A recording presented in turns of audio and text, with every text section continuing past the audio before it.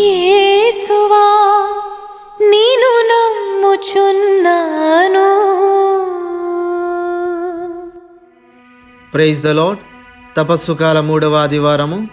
ఈనాటి మన ధ్యానాంశము క్రీస్తు వలె మనము దేవునికి నివాస స్థానము. ఈ ధ్యానాంశమును ధ్యానించి ప్రభు కొరకు ఒక మంచి నివాస స్థానముగా మారుదాం. ఈ ధ్యానాంశమును 5 అంశముల ద్వారా ధ్యానించుకుందాం. మొదటిది, దేవుని నివాస స్థానం అనగానేమి?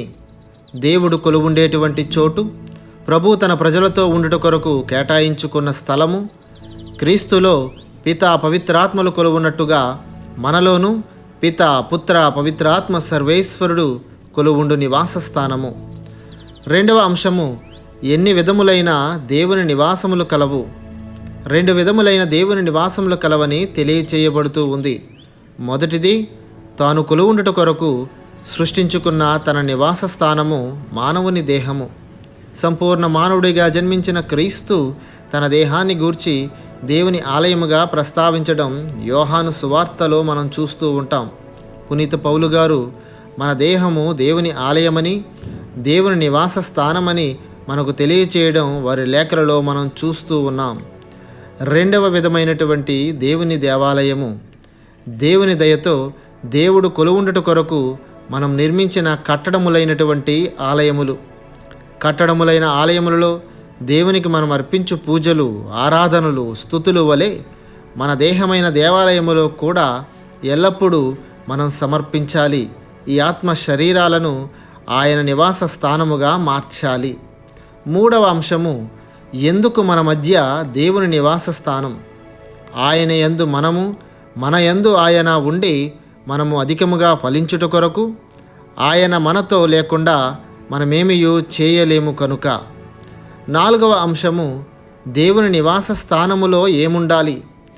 దేవునికి ఎల్లప్పుడూ చోటుండాలి. అనగా ప్రభు ఆజ్ఞలకు మన మదిలో చోటుండాలి, ప్రభు వాక్కుకు మన హృదిలో చోటుండాలి, దివ్య సంస్కారాల స్వీకరణకు, ఆచరణకు, వాటి పవిత్రతకు మనలో ప్రాధాన్యత ఉండాలి. ప్రభుని ప్రజలకు చోటుండాలి. అనగా ఆయన పేరిట, ఆయన అవసరముతో ఆయన కొరకు వచ్చేటువంటి ప్రతి ఒక్కరికి చోటుండాలి. వారిని మనం ఆదరించుట ద్వారా ప్రభువుకి మన హృదయంలో నివాసం ఏర్పరిచిన వారం అవుతాం. 5వ అంశము, దేవుని నివాస పరిరక్షణ మన విధి. ప్రభు కొలువుండే చోటున ఎల్లప్పుడూ పవిత్రత నెలకొని ఉండునట్లు దేవాలయములో మన ప్రవర్తన, మన కార్యములు ఉండాలి. ఎటువంటి చెడు ఆలోచనలకు, కుట్ర కుతంత్రములకు, విద్వేషపూరిత భావాలకు, అసాంఘిక చర్యలకు మన హృదయములో తావివ్వక అది ప్రభుని పవిత్ర నివాస స్థలమని గుర్తెరిగి జీవించాలి. యెరూషలేము దేవాలయం నుండి అపవిత్ర కార్యములు నిర్వహిస్తున్న వారిని ప్రభు వెళ్ళగొట్టినట్లుగా మన హృదయం అనే దేవాలయము నుండి కూడా అపవిత్రమైన కార్యములను, చెడు ఉద్దేశములను, విద్వేషపూరిత భావాలను, చెడుకు సంబంధించిన ఛాయలన్నింటినీ వెడలు కొట్టమని ప్రభుని నిత్యము ప్రార్థించాలి. Praise the Lord. God bless you all.